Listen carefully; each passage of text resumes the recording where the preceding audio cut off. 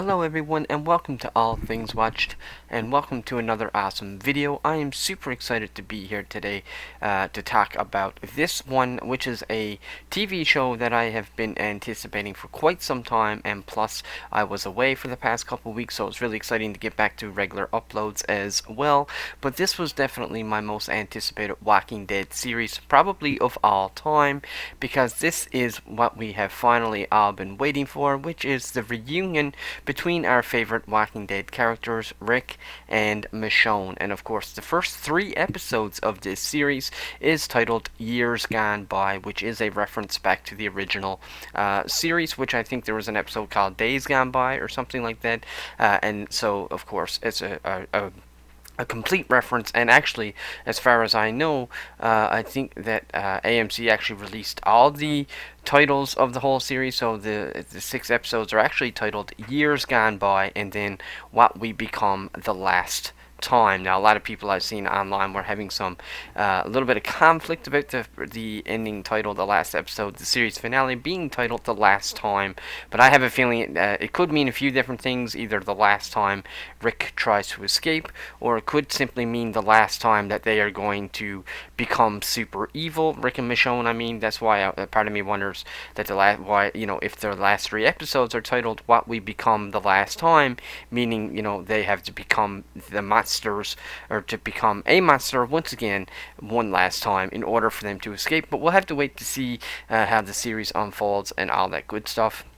So with that being said, let's just go right ahead and jump in to the first episode, which was simply titled Years. And so this episode actually opens with a direct flashback and a direct opening sequence, which ties into the original Walking Dead universe. And this is actually, or Walking Dead series, sorry, and this is actually the only spin-off that ties this much and this heavily into the original Walking Dead. Now, of course, Daryl Dixon tied into it a little bit, especially with the ending with Carol. In fact, even season 2 of Daryl Dixon will be titled The Book of Carol. And of course, Dead City had some references back to the original Walking Dead series, but neither one of those spin-off series had as big of a tie-in as this one. In fact, I would go as far as saying that this one you can almost call The Walking Dead 2.0. This is also the only spin-off that which actually, even the title itself, The Ones Who Live, is a saying that Rick always used to have, about his group, and that group of survivors that we've always followed. They've always called themselves, or considered themselves, to be the ones that live, and so far, they have been. And so in this flashback sequence, you see everything right from Jadis calling the CRM and telling them that they have a B, and which is actually explained in this episode as well, the difference between A and B. And this is a series that also really ties directly and heavily into World Beyond. I would recommend you watch World Beyond before watching this series as well, and on top of that as well, I would even watch Fear the Walking Dead to some degree, because in this episode you do see a map, and down south, down around Texas, you do see basically the nuclear fallout, which was a big reference, I believe, to Fear the Walking Dead season 6, I think it was 5 or 6 or something like that, when Teddy and the Doomsday Cult ends up, setting off the nuclear bomb. So this series really ties into all of the different franchises, or all different parts of the franchises, and all that good stuff. So we get the flashback sequence, and then finally we get our first shot of Rick. And you can tell, well, for one, he's looking out through the window, and you can see that this place, at least this location that he is in with the CRM, has windmills, and you'll learn that they have really good running water, they have, electricity, and this is a community that really is not struggling. And if you can remember back to the World Beyond, you learn that the CRM is sort of like the last remaining remnants of the American government, or some form of government, which were created essentially to sort of bring back a democracy, a democratic sort of government. But of course, the CRM, the military, or the militia, really more so than the military, ends up, basically having their own agendas, and that's essentially what the CRM is the CRM is the Civic Republic military who is supposed to be protecting the Civic Republic, but really they sort of have their own agenda, and they have taken away this whole democratic type of government, and they're more authoritarian and totalitarian,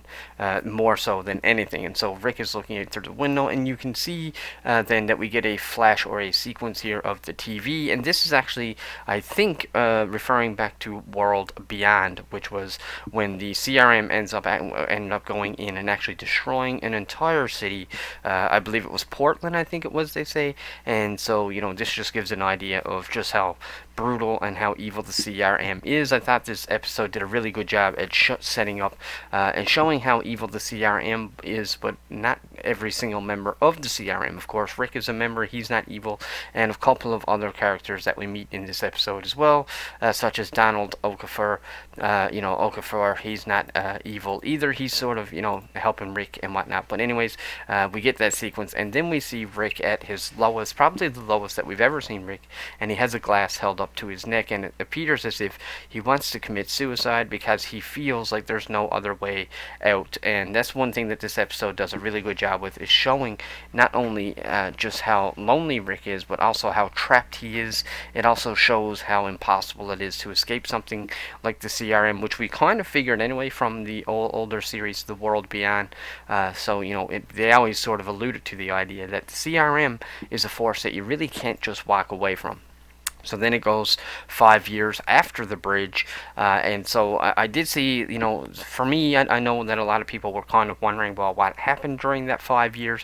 For me, I just sort of chalked it up to Rick recovering. He was in that explosion. It probably took him like a full year, maybe even 2 full years just to recover from that, to regain his strength, regain his health, and then I would say the rest of the 5 years was him basically building a relationship, being interrogated, interviewed, and, basically trying to find his way into CRM after Jada actually saves him. So then we come to the sequence here, and we start to see some of the trials that he has to go through, which were very similar, once again, if you go back to World Beyond, to Silas. If you can remember, Silas ends up getting trapped and ends up becoming a part of the CRM.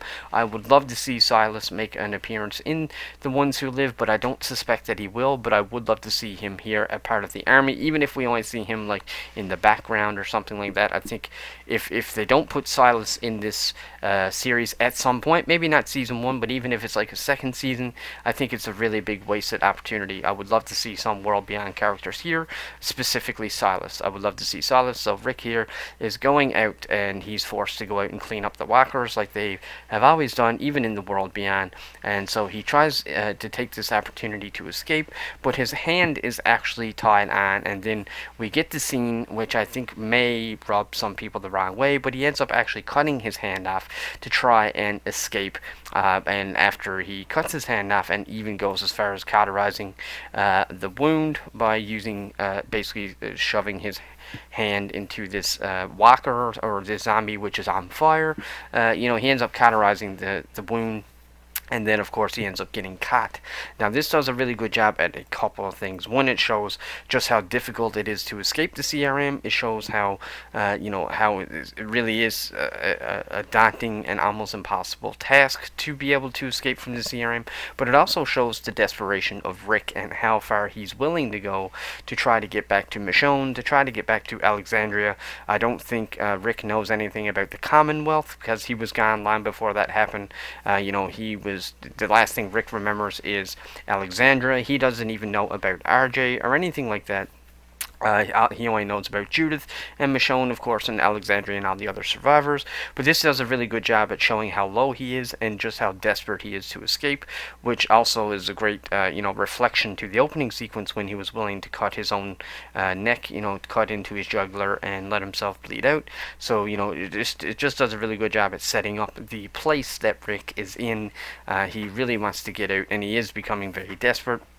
And so once he cauterizes his wound, he ends up going into this dreamlike state where he ends up meeting Michonne. And I really liked how they use this sort of dreamlike state because we've seen that in the original series as well. But I really liked it here because we get 2 or 3 sequences of this dreamlike state, and it shows the progression of the mentality, and it sort of shows the breakdown of Rick Grimes himself and how he is slowly but surely succumbing to the CRM. And so I just really liked it. It was also really nice to get to see Rick and Michonne in real clothing. They weren't in, that sort of, beaten and battered type of clothing and all that stuff. So it was really cool, and I really liked how they utilized those dream sequences. And so then we come back then to him slowly, after, slowly recovering from cutting off his own hand. And here we see all the notes and all the sort of little hints and these little, symbols and notes and letters and stuff that he's been sort of leaving behind for Michonne to try to find, which is once again a great callback to the original Walking Dead series. And so it's just kind of cool to see how, see him go through that and writing these things and trying to sort of leave them behind or whatever when he's able to and whatnot. And so then we get to the sequence where he gets put onto the duty where he has the clear walkers, and this once again a direct callback to the world beyond. This is what Silas used to have to do.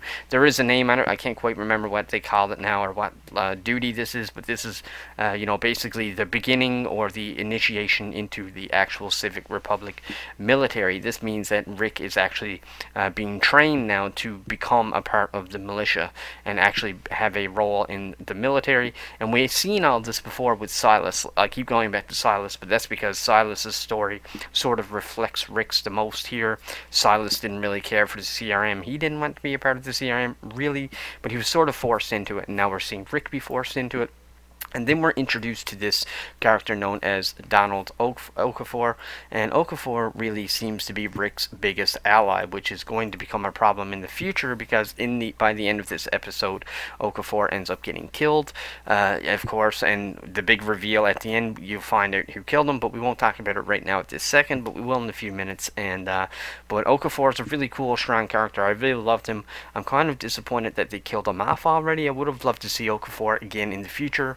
I mean, we probably still could, maybe like in flashbacks or something like that, but we won't get to see him in present day anymore, which is kind of sad. But either way, Okafor seems to be putting his neck out for Rick. Rick even says to him, hey, why are you doing this? I tried to escape so many times and whatnot. And as the story goes on, we start to learn what Okafor's agenda is and why he wants to keep Rick alive. And then we get this really cool shot here where we see Rick at his most, desperate time. It seems like he's getting to the point where he wants to quit. He's full of blood, and once again, he just has that, that whole, look of desperation and whatnot. And I also really enjoyed how Rick was sort of commentating the episode as well. You got a lot of narration from him, which really, this series and this opening, this pilot really had a cinematic feel to it, probably even more than Daryl. I thought Daryl Dixon was the biggest upgrade, at least up to this point, in terms of the cinematography, how it looked, how it felt. It really felt like a movie, really felt like high quality television. But now I think after watching this pilot, I think The Ones Who Live have an even higher quality. It feels like it has a really big budget, almost like a HBO level of, of cinematography. So then we're introduced to this character here, and this character was known as Pearl Thorne. Fortunately, she doesn't die in this episode, so she's still alive, but I do think that she'll play a bigger role in the future. Once again, she's somebody who really wants to, protect Rick and help Rick, and actually she does help him and sort of saves him to some degree in this episode, which we'll talk about a little later. So she's a really cool character, and she's really interesting, but you can see that she was trained here at the exact same time as Rick, so you can tell Okafor seemed to have a lot more authority, whereas Rick here and Thorne seems to be basically the same level of authority. They got trained together, they got brought up together, and it seems like they are, they're very close. Then we get this beautiful shot here, and I think they said that this is Philadelphia. I'm not 100% sure. I'm Canadian, I'm not American, so I'm not 100% sure about the American cities and whatnot. But as you can see, Rick is set here. It's a beautiful landscape. We got this huge CRM flag here. The three circles, of course, represents the major alliance, which you would have learned a lot about in World Beyond. If you watch World Beyond, you learn a lot about that there. And then we see Rick talking to another one of his friends, whose name is Esteban Garcia, I believe his name is Garcia. So he's here, and now at this point in time, Garcia doesn't really have much authority or anything. He's still a really smart dude. He knows a lot about the CRM. He knows a lot about, say, the tunnels, and a lot about, he's really good at, well, you'll learn later on in the episode, he knows a lot about the area. He knows the layout of the land. Like, literally, he's like a map. He can, tell you where certain things are, but mainly because it's the type of job that he has here in the Civic Republic. Rick is being trained for the military. Well, he's being trained more so in like the engineering type of thing, in more of like a faculty industrial type of job, whereas Rick is more defense. He's more physical military. Well, this guy is more like an engineer, but it was really cool to see their friendship here early on.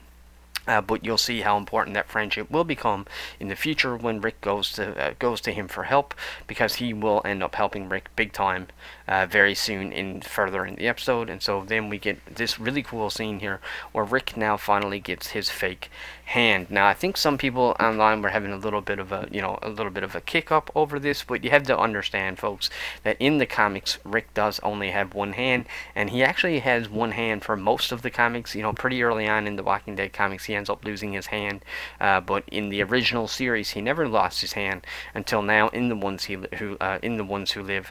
But I think it was really appropriate that they did it, because once again, it really showed how desperate he was, and it really shows his desperation and just how far he was willing to go. So then we get this really cool, once again, like I was saying, a beautiful cinematography. We get this really nice, really well shot, really well lit scene here with Rick being in the helicopter, and they're flying over, the world here, which is kind of, really, when you think about it, I don't know that we've ever seen any type of scene like this in The Walking Dead before, where you have people actually flying over these destroyed, abandoned, apocalyptic cities, at least not to this degree. But this also shows that Rick is now making his way up through the ranks. He's now being fully trusted by the CRM. They are taking him out on special ops missions, which means he is slowly making his way and finding his place here at the CRM. And now once again we get another really cool dream sequence between him and Michonne. Once again, like I said, he is slowly starting to let go of that life. It's not that he's forgetting Michonne, it's not that he's letting her go, it's just that he's sort of moving on. And once again, that character that I was talking about earlier, who he meets, Pearl Thorne, she ends up playing a pretty big role in this as well.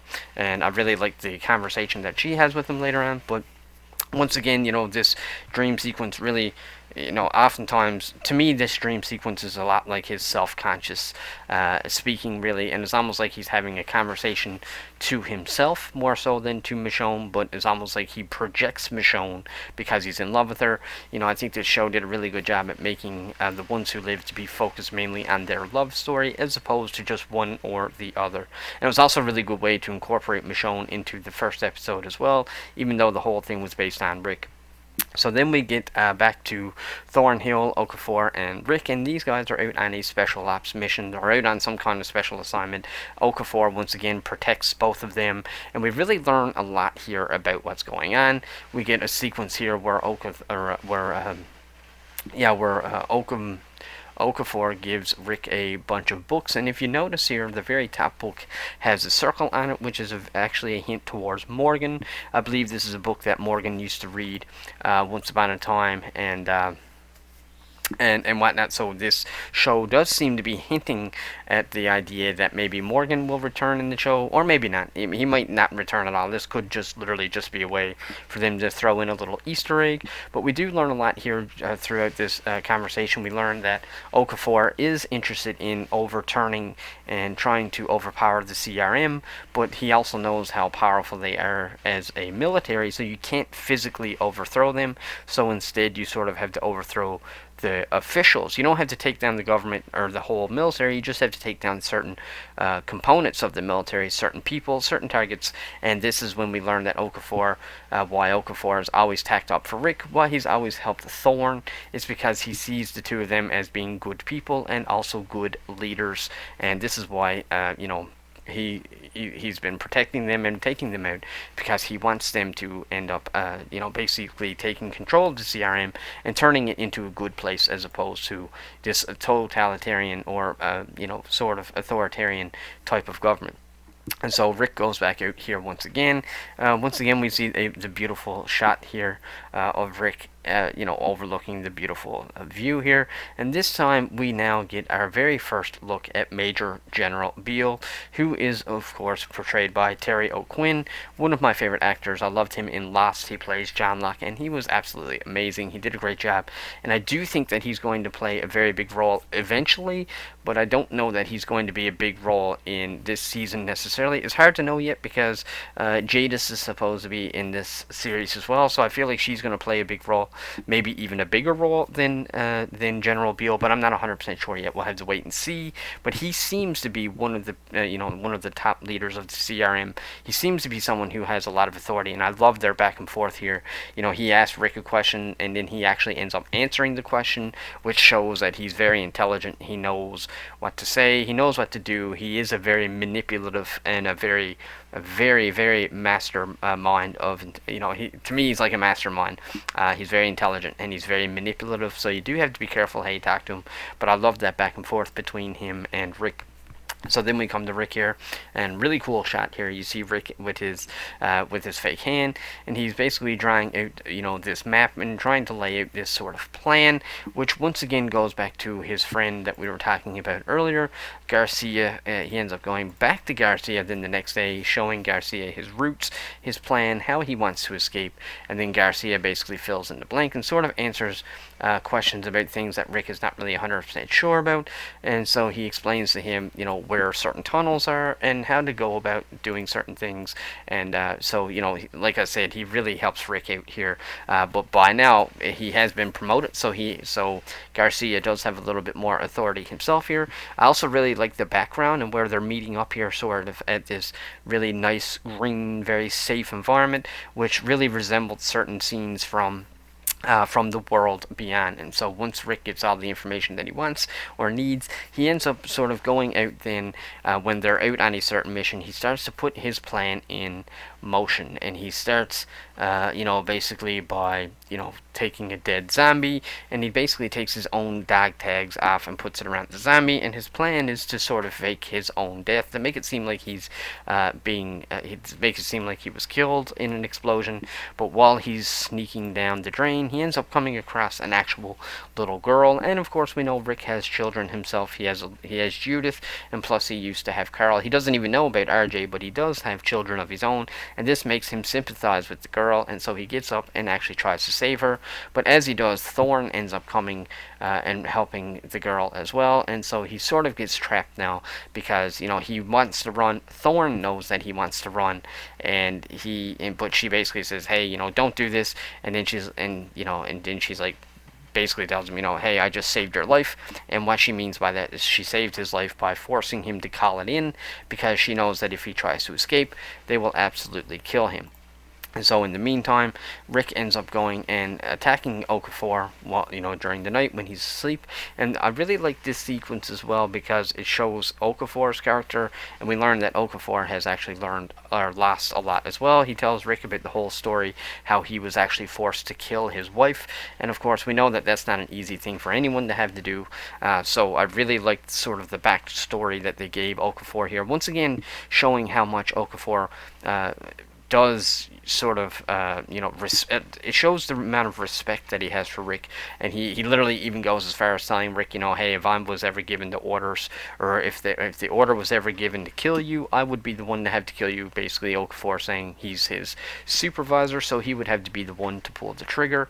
And so it was a really cool banter back and forth. Like I said, for me, my favorite part of this banter was just learning a lot about Okafor and his backstory. So then basically the story ends up catching up now to where it began, with Rick wanting to, kill himself by slicing his own throat.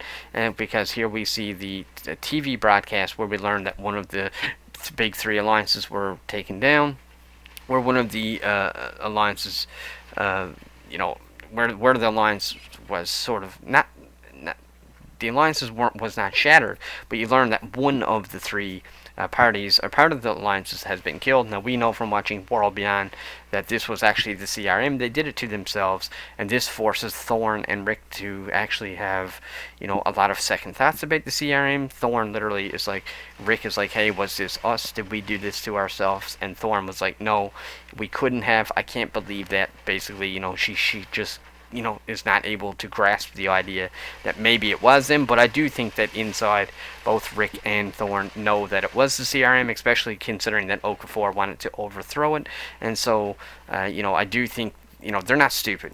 Rick has been a part of many wars, with different communities, and I do think that Thorne, she's a very intelligent person as well. So I have no doubts in my mind that both Rick and Thorne do know that the CRM did this, but they're sort of at that point of, well, because they're a part of it, they're sort of in denial, but and whatnot. So, but anyways, they end up getting shipped out to go and basically spearhead this certain project. The CRM talks about wanting to expand, and they have this mission sort of a certain area that they want to go and build so that they can utilize it and use it, and whatnot. So they send Rick and Thorne out. I guess you could say it's sort of like their very first mission, and this is when we start to finally see Rick finally starting to let go of his past life. Not that he's forgetting about Michonne, not that he's forgetting about Alexandria, but he's sort of coming to terms with the idea that he's not going to escape this world, and so he finally starts to let go. And so we end up getting the scene where he starts burning all the cell phones and all the symbols and all the letters and everything that he was after leaving or creating, that he was going to leave for Michonne to find, or for somebody to find. Hopefully that would lead them to him. And so the same time that he does this, when he ends up going back to sleep, he has the final dream sequence where you see Michonne actually burning up and she's on fire. Once again, this is his subconscious sort of letting go of that old life. And once again, the conversation that he has with Thorne, Thorne says it like it is. Basically, she's like, they're not gone, we are. And so this was a really big push forward for him to sort of realize that they're in. And so they go out on the last mission, or at least the latest mission that we see as of right now in the series, and Okafor actually ends up getting killed.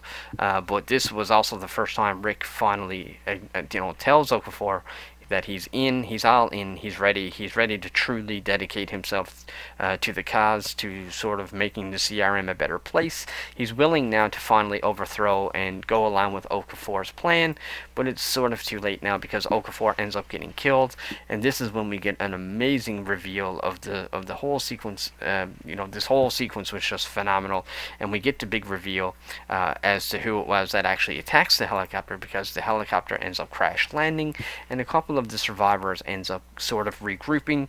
Rick has now taken the authority and taken the sort of lead, and he starts ordering the groups, and as you can see, they're all dressed up in that really cool CRM military attire, which looks so cool because we have seen this in Fear the Walking Dead.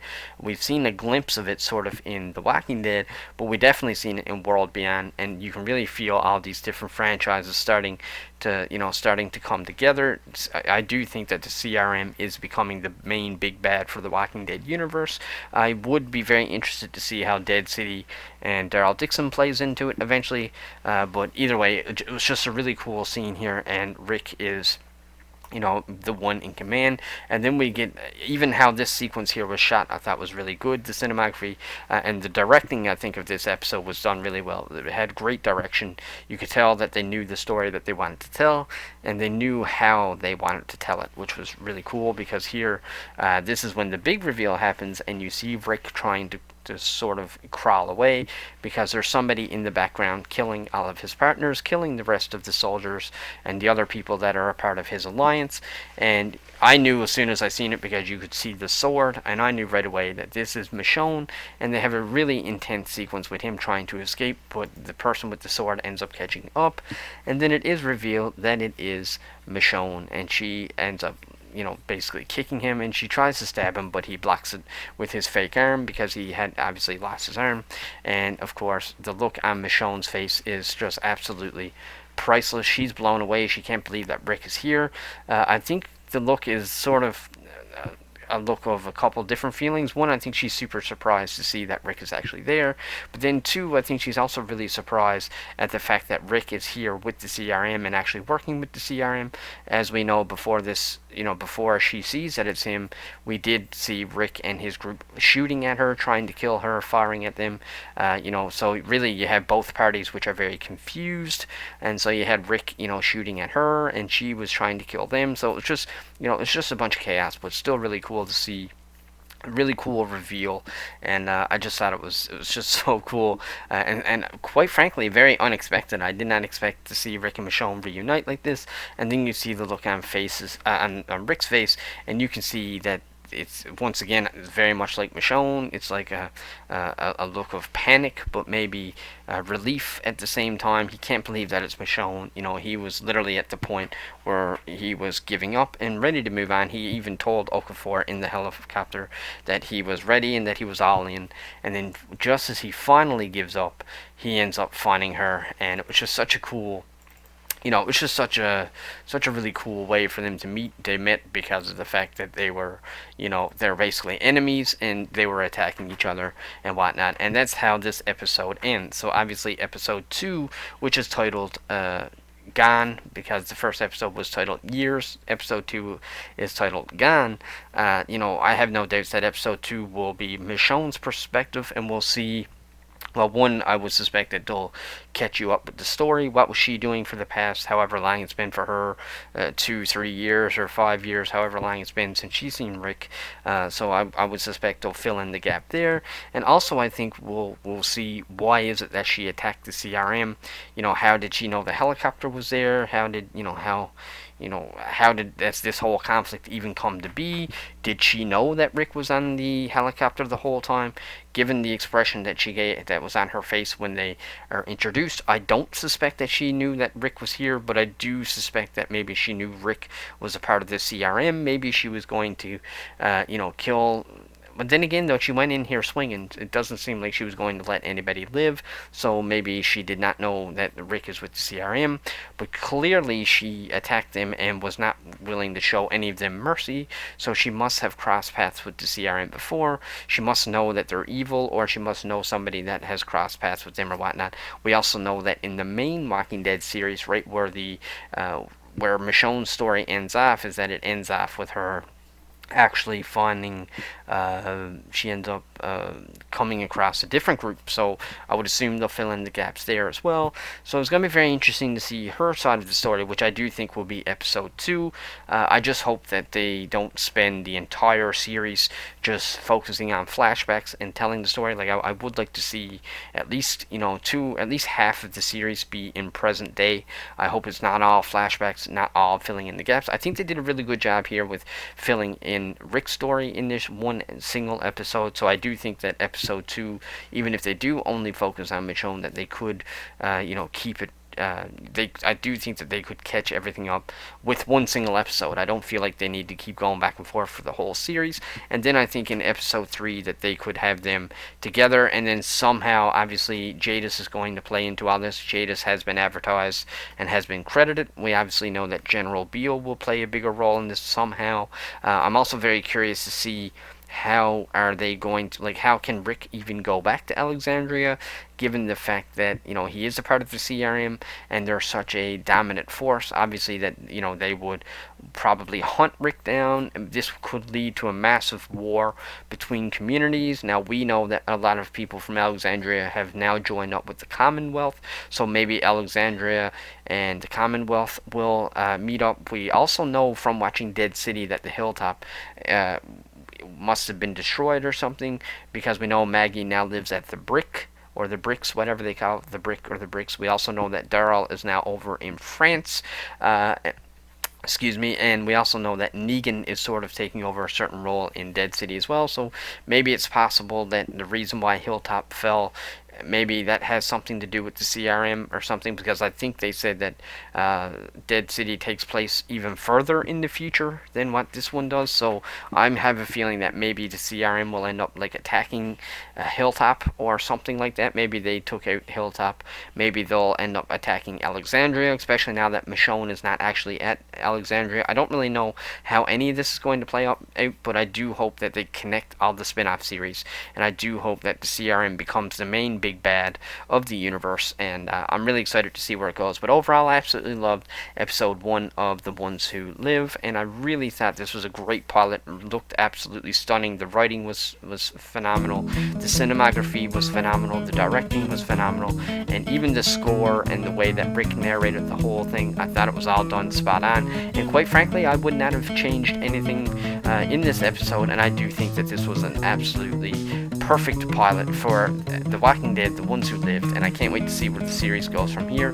For me personally, I absolutely loved the episode, and that's pretty well all I got. So let me know in the comments section below if you've seen episode 1 of The Ones Who Lived, and let me know if you liked it. Tell me why or why not. If you liked this video, click that subscribe button, and until the next one, take care.